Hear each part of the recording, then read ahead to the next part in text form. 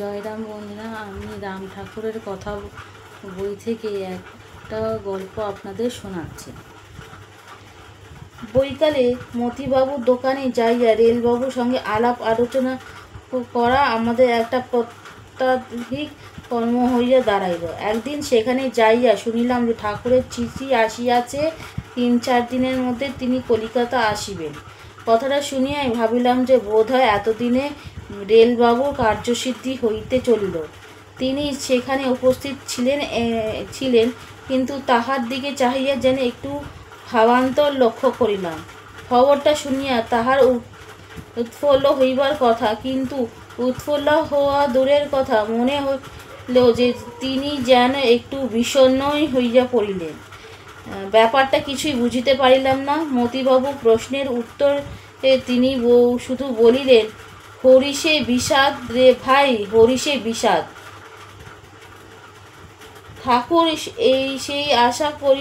ঠাকুর সেই আশা আসিলেন, কিন্তু আমাকে কালই কলিকাতা ছাড়িয়া চলিয়া যাইতে হইতেছে। কথাটা একটু খুলিয়া বলিবার জন্য আমরা সকলে মিলিয়া তাহাকে চাপিয়া ধরিলাম, কিন্তু তিনি সহজে তার কিছুই বলিতে চাহিলেন না। শেষে অনেক পীড়াপিড়ির পর যাহা বলিলেন তাহাতেও কথাটা মোটেও পরিষ্কার হইল না।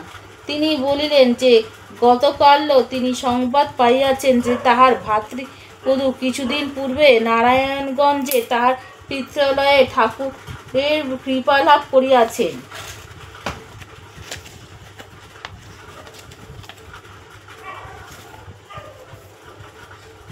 কি করিয়া কি হইল, এই খবরটা বিশদভাবে জানিয়া না লইয়া তিনি ঠাকুরের সঙ্গে সাক্ষাৎ করিবেন না। কিন্তু ইহাতে প্রকৃত কথাটা যে কি, কিছুই বোঝা গেল না। রেলবাবু ইহার অতিরিক্ত আর কিছুই বলিলেন না এবং আমাদের অনুরোধ উপরোধ অগ্রাহ্য করিয়া পরের দিনই ঢাকা মেলে নারায়ণগঞ্জ রওনা হইয়া গেলেন। রহস্যটা রহস্যই রহিয়া গেল।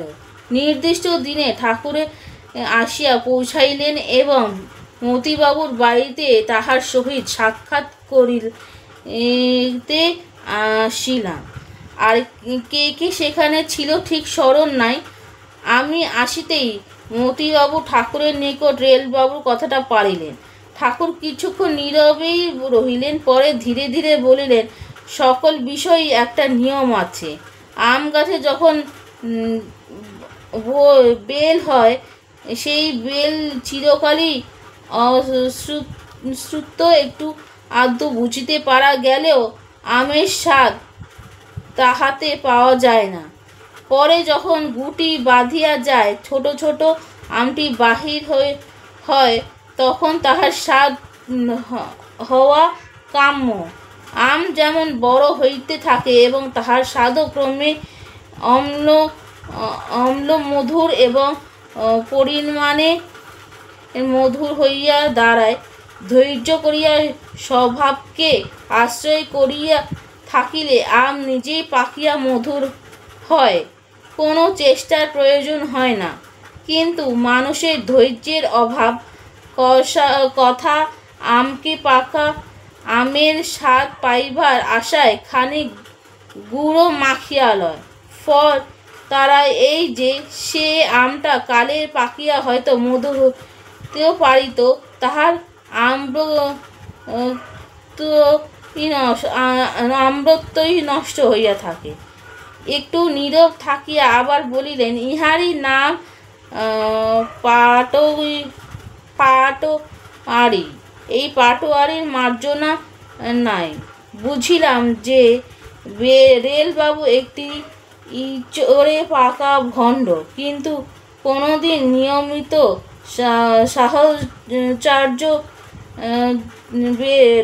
সহচর্যে রেলবাবুর উপরে কেমন যেন একটু মায়া পড়িয়া গিয়েছিল, এবং সেই জন্যই বোধ হয় তাহার হইয়া ঠাকুরের একটু আধটু ওকালতিও করিয়াছিলাম। ঠাকুরকে বলিলাম, আপনি যাই বলুন, রেলবাবু কথাগুলো কিন্তু ভালোই বলিতেন, বেশ যুক্তিযুক্ত ও তথ্যপূর্ণ। উত্তরে ঠাকুর বলিলেন, সব বই পড়া কথা, কোনো মূল্য নাই। ইহার কিছুদিন পর এক ভদ্রলোকের নিকট রেলবাবু সম্বন্ধে আরও একটা কথা শুনিলাম। তিনি একবার ঢাকাতে ঠাকুরের সঙ্গে সাক্ষাৎ করিয়াছিলেন। ঠাকুরকে প্রণাম করিয়া উঠিতেই তিনি নাকি রেলবাবুকে বলিয়াছিলেন, আপনি এইখানে। দুইটি মাত্র কথায় কিন্তু ইহাতে রেলবাবু এতটা বিচলিত হইয়া পড়েন যে তিনি তৎক্ষণাৎ সেখান হইতে চলিয়া গিয়াছেন। ঠাকুরের সামান্য একটা কথা, এমনকি শুধু একটা চাহনির মধ্যে যে কি কঠোর বজ্র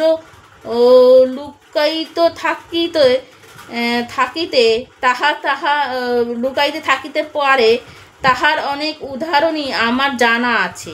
সুতরাং রেলবাবু এই আচরণের আশ্চর্য হইবার কিছু হয় নাই। আশ্চর্য হইলাম শুধু এই ভাবিয়া যে কিসের ভরসায় তিনি ঠাকুরের জন্য অপেক্ষা করিতেছিলেন। মনে হয় যেন গোড়া হইতেই তিনি মতলব আটিয়া রাখিয়াছিলেন যে ঠাকুর আসিয়া একদিন পূর্বেই কোনো একটা অজুহাত দেখিয়া সরিয়া পড়িবেন। রেলবাবু কথাটা বোধ হয় একটু অতিমাত্রায় দীর্ঘ হইয়া গেল। কেহ হয়তো মনে করিতে পারেন যে ইহার কোনো প্রয়োজন ছিল না, কিন্তু এই ব্যাপারটার সহিত একটা গুরুতর বিষয় জড়িত আছে। সেই জন্যই রেলবাবুর কথাটা ভূমিকা হিসেবে একটু বিশ্বাস করিয়া বলিতে হইল। পূর্বেই বলিয়াছি যে রেলবাবু যে আচরণ করিয়া গেলেন, ঠাকুর তাহাতে আখ্যা দিলেন যে পটোয়ারি, এবং এই পটোয়ারি কোনো ক্ষেত্রে এমন ভয়াবহ এবং উৎকট পরিণত প্রত্যক্ষ করিয়াছে যে এখানে কথাটার মধ্যে বিস্তৃত আলোচনার সঙ্গে মনে হইতেছে। এই কথায় পাটোয়ারি মনে ভণ্ডামি, নিজের মনের প্রকৃত ভাব গোপন রাখিয়া কৃত্রিম আচরণ, এই পাটোয়ারি নানা সূত্রে আরম্ভ হইতে পারে। গুরু পদদিষ্ট কর্ম প্রথম দিকে একটু নীরস বলিয়া মনে হইলে এবং কৃত্রিম উপায়ে এই নীরসতার মধ্যে একটু সরসতা আনিবার চেষ্টা হইতে পাটোয়ারি শুরু হইতে পারে। নানান উপায়ে একটু আলগা রসের সৃজন করিয়া তাহাতেই মত্ত হইয়া থাকিতে চায়। ঠাকুর ইহাতে কথা আমের গুড় মাখা বলিতেন। আমি এক ভদ্রলোককে জানিতাম, তিনি সূর্যোদয়ের পূর্বে তারক ব্রহ্ম নাম করিতে করিতে ঘাটে যাইতেন, গঙ্গা স্নান করিতেন, কীর্তনাদি সহজে মাতিয়া উঠিতেন, নিয়মিত ভাগবত পাঠ করিতেন, কিন্তু গুরুপদিষ্ট কর্ম করিতে হইলে তাহার মাথায় যেন আকাশ ভাঙিয়া পড়ে। বহুদিন যাবৎ আলগা রসের সাধনা করিতে করিতে তাহার এমন অবস্থা দাঁড়াইল যে ইষ্টকর্মের কথা তাহার আর মনেও আসিত না। তিনি ঠাকুরের নিকট যাতায়াত করিতেন, শুধু ঠাকুর কেন, অনেকের নিকট তিনি যাইতেন, অনেকের উপদেশ তিনি শুনিতেন, অথচ প্রকৃত প্রস্তাবে তিনি কারো কথাই শুনিতেন না। কৃত্রিম রসচর্চা তাহার এত মজ্জাগত হইয়া গিয়াছিল যে অনেক সময় তাহার মাত্রাজ্ঞান পর্যন্ত থাকিত না। তাহারা যেখানে ভগবত শুনিয়া যাইতেন, সেখানে এক ভদ্রমহিলাও আসিতেন। কোনো এক পারিবারিক কারণে ভদ্রমহিলাটি কিছুদিন নিয়মিত আসিতে পারেন নাই, মাঝে মাঝে অনুপস্থিত হইতেন। এইরূপ এক অনুপস্থিতির পর তিনি একদিন পাঠ শুনিতে আসিয়াছিলেন।